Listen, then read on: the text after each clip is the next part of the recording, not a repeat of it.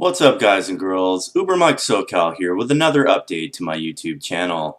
In today's update, I'm going to go over some interesting information I saw today that Uber has finally released the guidelines of what can get you permanently kicked off of the Uber platform as a passenger, what you can expect as a driver for the guidelines of what you can and cannot do, and what you can expect to get deactivated with. So I'm going to bring up an article here. It's actually on the home page on my Uber driver login for the moment. I don't know if that's nationwide or in different areas, but I'm going to provide a link down below that will show you a news story that breaks it down too. So I'm going to go over some interesting tidbits of this and leave your feedback in the comments below. What do you think about this? It is kind of interesting. So basically it says the guidelines also list 5 ways Uber riders can lose access to Uber. We all start with good behavior suggestions, treat every rider with respect, and the driver. Keeping your voice down, not commenting on others' appearance, and no flirting or touching, and definitely no sex. So for all you drivers out there that like to pull out your wiener and start wanking it in front of passengers, I'm joking. Hopefully you're not doing that. Somebody probably is, but whatever. Don't do that. Don't touch passengers. And if you're a passenger, don't touch your driver. I've been touched by men.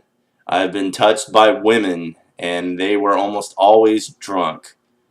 Some people just like to be touchy, like, hey man, how's it going? Or a girl will come in, hi, you know, whatever, and flirt with you a little bit. And to me, it's not a big deal if a girl flirts with me.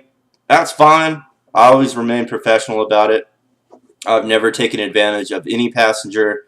I have had invitations to come in to a girl's apartment. She was obviously very, very drunk, and though it's tempting, anything can happen, guys. You don't want to be that guy that goes in and maybe it's consensual, you both agree, one thing leads to another, and then the next day they totally regret it, and then the next thing you know, you're now a rapist that's being questioned by the police, even though you may have not even done that. Or, God forbid, you actually did rape someone, and now you're paying the price. So, it's a touchy subject, guys, but let's continue with this article and break it down for you. Some more things on here. Other suggestions for keeping the Uber experience positive for all, including supervising your kids, giving feedback by rating drivers and riders, following local laws, seatbelts, blah, blah, blah.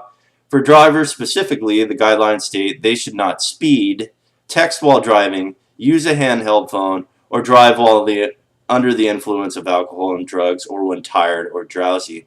So let's stop right there. If you're driving under the influence, that's a bad idea. You don't want to do that. You're an Uber driver on your own time. Have fun when you can. Obviously, I'm not here to preach to you, but this is pretty common sense. Use a handheld phone. I know a lot of you put your phone on the glass in a holder. I personally don't like to. I know it's not legal, but I really don't care. I keep my phone on my leg. I can hear the directions when I need them. If I need to look at my phone and see where I'm going, I do, very briefly for a second or two. And I always check all directions around me to make sure that I'm not being an idiot and getting in a wreck. So there's going to be some complaints about that. Whatever. It's just my style. It's what I like to do. I don't like having the phone in an air conditioner vent, blocking the air or the heat or whatever it is for winter. I don't like it. So whatever. Uber also says, request that everyone please leave your guns at home. In California, you carry a gun in your car anyway. You're asking for it. You can be arrested on the spot. Even if you have a permit to carry it, you're going to have some hassle. Concealed carry is a big pain in the ass in my state. There might be several of you that are watching in a state like Oklahoma, Texas, Florida, something like that. I've heard Nevada you can carry guns. Follow the laws in your state. It's not worth it to carry a gun in your car. I've never had to pull one, thankfully. Even if I did have one in my car, no one's given me a reason to really pull a gun out and have to shoot him. I hope you don't ever run into that situation. That's not a fun experience. That'll be at another time to discuss in further detail about weapons. I'm getting to that video soon. So what are the specific behaviors that can get riders banned from Uber? The list starts with damaging property while on the ride, which includes smoking. So don't smoke in the car. I'm questioning if that includes vaping. I don't like it when people vape in my car. I tell them not to, but they do it anyway. I mean, whatever. They get downrated. Intentionally spilling food or drink or puking because of booze. Booze. It's too early in the morning for this video, obviously. There's no clarification about vomiting due to illness. I've actually had that happen to where someone was actually going to barf in my car and they weren't really drunk or whatever. They just came from a hospital and warned me that they're undergoing chemotherapy and it's making them real sick. So they're just giving me a fair warning that if they need to pull over, we'll go ahead and take care of it. Now I appreciate hearing warning about it because you don't want to spring it on a driver that if you are deathly ill or going under treatment for cancers and things like that, it's always good to know ahead of time. So there's no shame in that. It's cool. Physical contact between drivers and fellow riders will get you booted, particularly if you break the no sex rule. Hitting as well as hitting on someone else means your ticket to ride Uber is permanently canceling. Swearing, threatening, using abusive language and gestures qualify for future ride denial as well, as does, quote, unwanted contact with the driver or passenger after the trip is over. That last part is the no stalking rule, although that's not what Uber calls it. And then finally, to wrap it all up, the guidelines mention carrying open alcohol containers or drugs in the car, piling in more people than there are seat belts, urging the driver to exceed the speed limit, or using Uber as transportation for a crime. So let's break it down on this. I have had several people have open alcohol containers in my car. How do you handle that? You tell them, chug that beer before you get in here. It's not a party in my car, guys. The areas I work, in Costa Mesa, Newport, Huntington Beach, especially those areas, cops are vigilant. They will pull you over for any reason. An open container, you're getting cited. I don't know if the driver would. I would hope not. They probably would, and you'd have to contest it. That's just a pain in the butt that I don't want to deal with. It's pretty obvious, guys. Don't drink in the car. I know people party. It's going to happen, but keep it to a minimum. If someone is refusing to not kill the beer and finish it before they get in the car, say, I'm sorry, I can't take the ride, guys. Peace. See ya.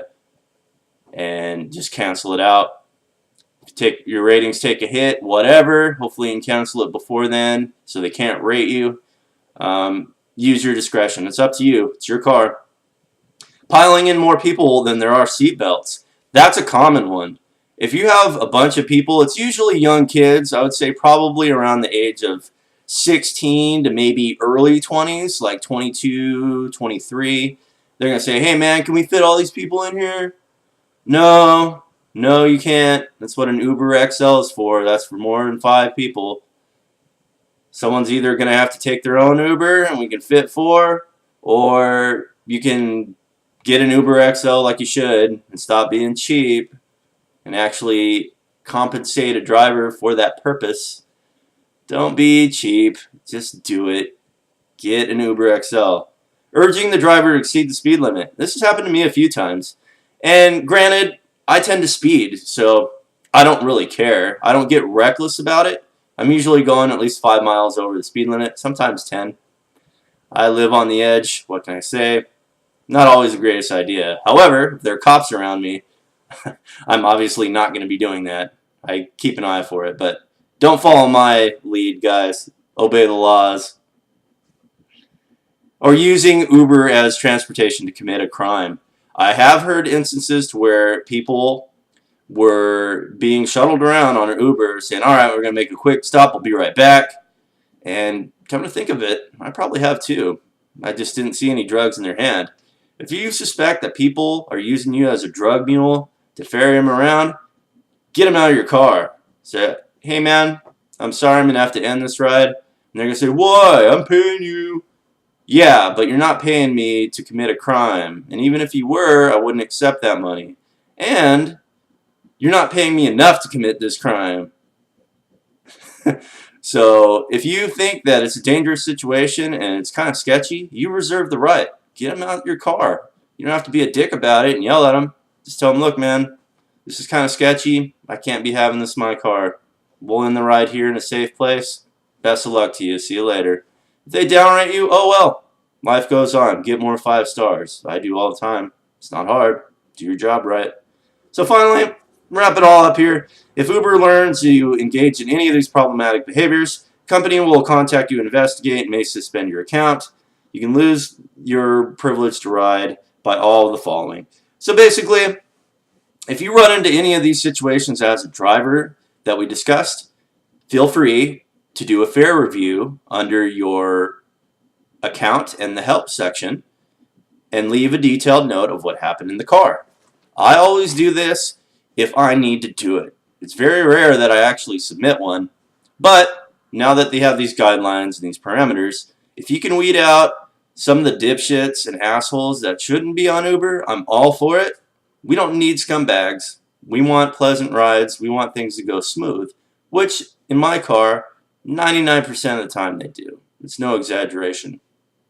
You know, I wouldn't be 4.9 rated with over 2,500 trips as of December 2016 if I wasn't doing something right. So there you have it, guys. Kind of a long video. If you stuck through the end, awesome. Glad to have you. If you like this video, like the content, leave a like. Helps the channel a lot. Leave a comment below. What do you think of these guidelines? You ever had instances of people doing this kind of crazy shit in your car? I have. Leave the comment below. I'd love to read it. And finally, if you have not subscribed to the channel, hit that red subscribe button. It is free of charge. Gets you all my videos, past, present, and future. From yours truly, Uber Mike SoCal. Until next time, guys. See you later.